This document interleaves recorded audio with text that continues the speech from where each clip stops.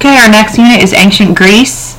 We're going to be talking about the geography and the early people in this PowerPoint slide. Take out your notes. Identify the 4 cradles of civilization that we've already talked about. What was the first official Chinese dynasty? Harappa was part of which early civilization? Where were hieroglyphics developed? And label the rivers. Take about 5 minutes, fill out your slides, and answer the questions.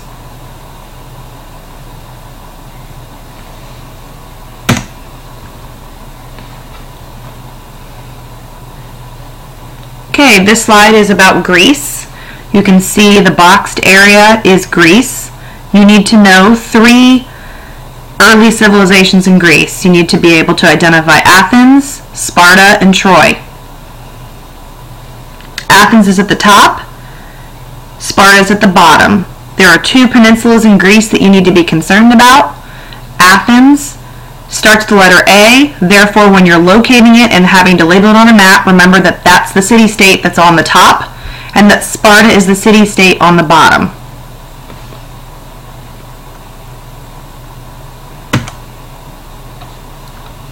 Two peninsulas in Greece. There's the Balkan Peninsula and there's the Peloponnesus Peninsula. The Balkan Peninsula is your bigger peninsula. Balkan, B, starts with the letter B. It's your bigger peninsula.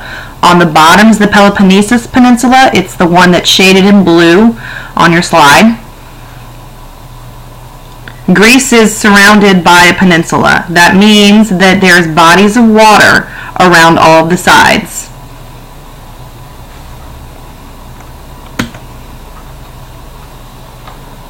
When you're filling out your map, you're going to need to know these places: Europe, Greece, Asia Minor, Macedonia, Crete, the Black Sea, the Aegean Sea, the Mediterranean Sea, Mount Olympus, Troy, Sparta, Athens, Ionia, the Peloponnesus Peninsula, the Balkan Peninsula, and the Dardanelles. Those are the places that you're going to be quizzed on your SOL, and those are the questions that you're going to see on our unit test.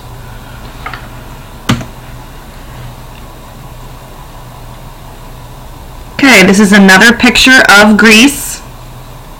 Number 1 is Athens, number 2 is Sparta, and number 3 is Troy. Troy is across the sea on the Ionia in Asia Minor.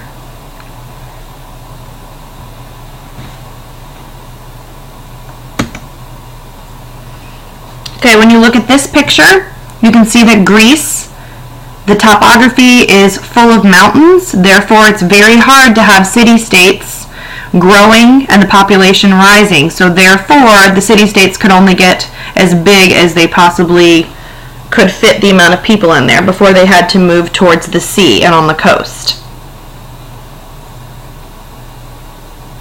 Another important vocabulary word is arable. Arable, you need to write in your notes. A-R-A-B-L-E. Arable. Write it in the side margin next to your notes, and that just means that the land is not suitable for farming. You can't farm where there's not a lot of arable land, and because the land in Greece was full of mountains, they had to move to the coast where they could do farming and be able to have their civilizations grow. They pretty much traded within their city-states. It was very hard to trade until they moved towards the coast, where they could start trading with other city-states. This is just another picture of arable. I already told you what it means. Fill it in your notes.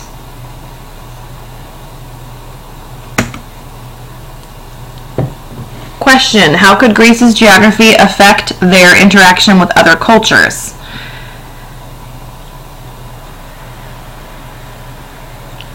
You need to write down something that has to do with trading and with interacting with other city-states and cultural diffusion.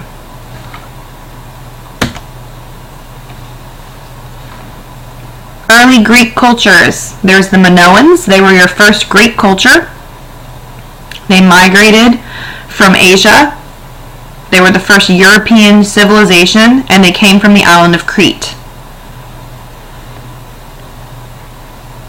They're famous for being a very rich civilization, or a very rich city-state. They had a lot of paintings, pottery, palaces, plumbing, architecture. They were peaceful. They were not fighters. They were traders. They did not have any walls, did not have weapons, and one day they just disappeared. So we do not know why that culture disappeared. Possibly another culture like the Mycenaeans came in and destroyed them, or they just ceased to exist.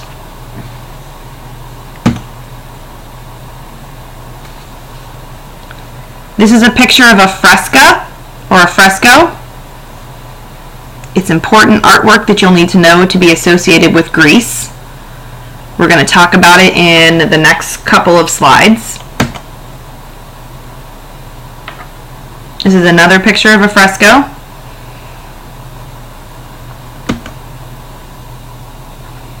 And again, the Minoans were sea traders, so this is a fresco of somebody that is trading on the sea.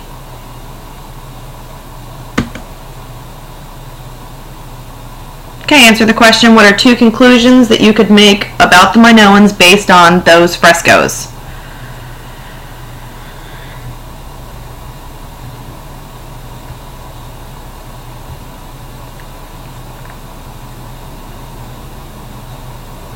You should have something about sea trading, or something about them being peaceful, or something about them being rich.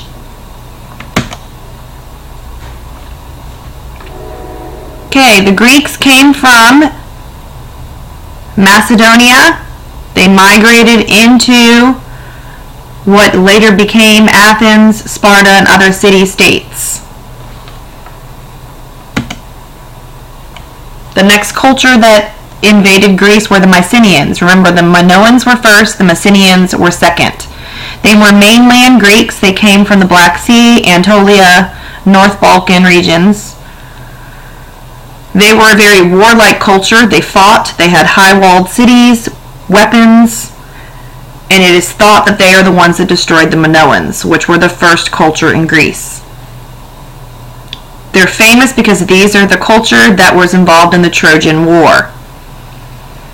It was Mycenaeans versus Troy. During this time, also Homer's Iliad and Odyssey was written. It was based on the war of the Trojan War, and it lasted for 400 years.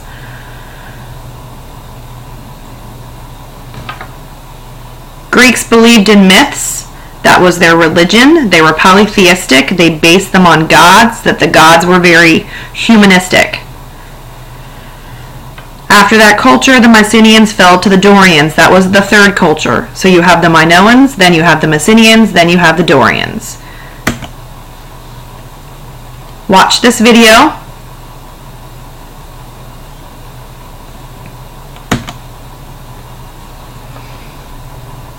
Okay, the third culture is the Dorians. Think of the Dorians as kind of the Dark Ages. Not a lot of writing, not a lot of art or records or businesses were going on when they were ruling. They were less advanced than the Mycenaeans. They did possess iron weapons, so they were also a fighting culture. And the Dorians eventually become the Spartans. The Spartans created a slave class called the Helots. That's an important vocab word. You need to circle that. And the Dorians later became the Ionian Greeks. Okay, you're going to watch this video.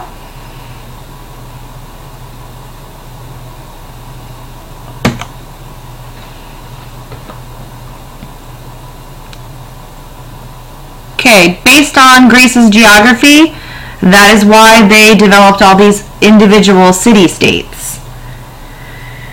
There wasn't room for the city-states to grow, so as they continued to have a larger population, they had no choice but to move towards the coast. The geography completely dictated the development of the Greek city-states. They were all small city-states. They had a little interaction with other city-states because it was kind of hard to trade over the mountains with another culture or with another city-state. The Greeks then became able to participate in government. They had a civic sort of government. They did have commercial trade, but it was limited trade because of the geography. The climate was very, very warm. Climate is just another word for the weather. The weather encouraged them to be outside. The weather stays at about a balmy 78. Maybe it only goes down to about 60, 50 degrees. So therefore they could be outside a lot. They are the ones that also created the Olympics. The Greeks were forced to migrate to the coast based on their geography and if they wanted their populations to grow. Okay, you're going to watch this sort of a spoof on Greek and Sparta city-states. It's the differences between Athens and Sparta. Okay, look at this picture.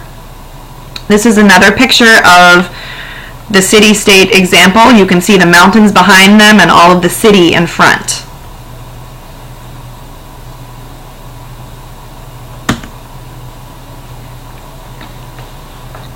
Okay, the geography also dictated the development of sea trade and the development of the culture. Sea trade started in the coastal communities. It allowed them to be able to discover new lands. If they were building their city-states on the coast, they could get in their boats and they could discover new lands. Hellenic is a vocab word you need to circle. It means Greek culture. We're later going to talk about Hellenistic, but right now we're talking about Hellenic. Hellenic just means Greek.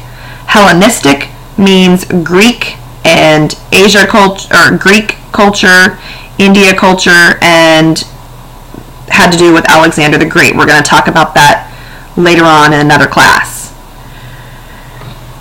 Geography is important because it allowed them to trade. In order to trade, they needed to have some sort of a money system. They used coins to support the sea trade. They used a barter system that actually started to go away once they developed coins. They had kind of one coin that they would use to trade, so they would have the value of money being the same.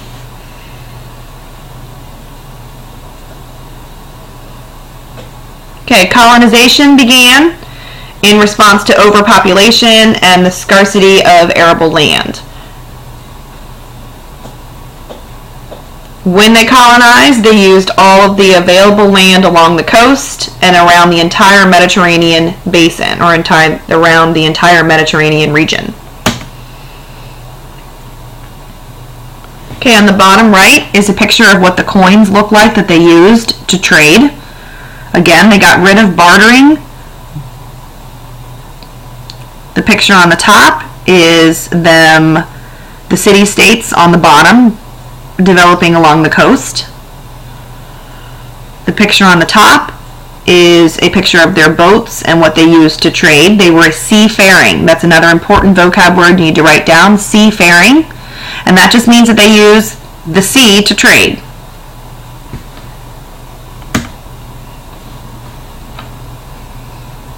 Okay, all of the areas in red on this slide were controlled by Greece. Greece was able to take over a lot of land. They controlled, obviously, all of Greece, all around the Mediterranean basin, and all of the areas in red.